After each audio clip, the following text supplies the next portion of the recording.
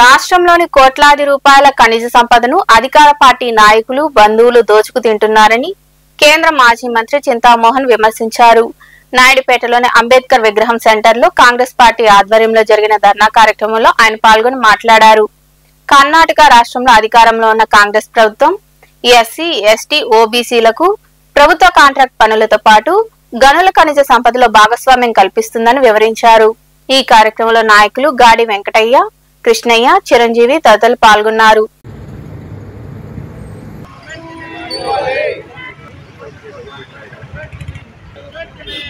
మరి ముఖ్యంగా కూటమి ప్రభుత్వంలో బంధువులు దోచుకుంటున్నారు, బాగా దోచుకుంటున్నారు, కోట్లు దోచుకుంటున్నారు. మరి గనులు ఉన్నాయి, ఇక్కడ క్వార్జ్ గనులు అక్కడ ఉన్నాయి. సైదాపురంలో చిల్లకూరు దగ్గర మరి సిలికాన్ ఇసుక ఉంది, ఇక్కడ సూళ్లూరుపేటలో ఇసుక ఉంది.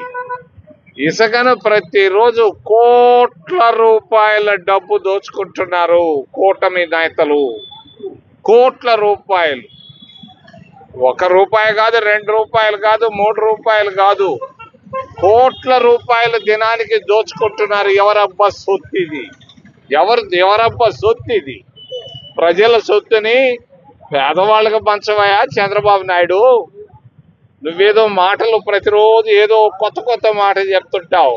ఇక్కడ పంచు. కర్ణాటకలో కాంగ్రెస్ ప్రభుత్వం అక్కడ ఇస్తా ఉంది. 24% ప్రభుత్వ కాంట్రాక్టులు ఎస్సీలకు ఇస్తా ఉంది, ఓబీసీలకు ఇస్తా ఉంది, గిరిజనులకు ఇస్తా ఉంది. అదే విధంగా ఇక్కడ ప్రభుత్వ కాంట్రాక్టులు ఇక్కడ ఇవ్వాలని మేము కాంగ్రెస్ పార్టీ తరఫున డిమాండ్ చేస్తున్నాం.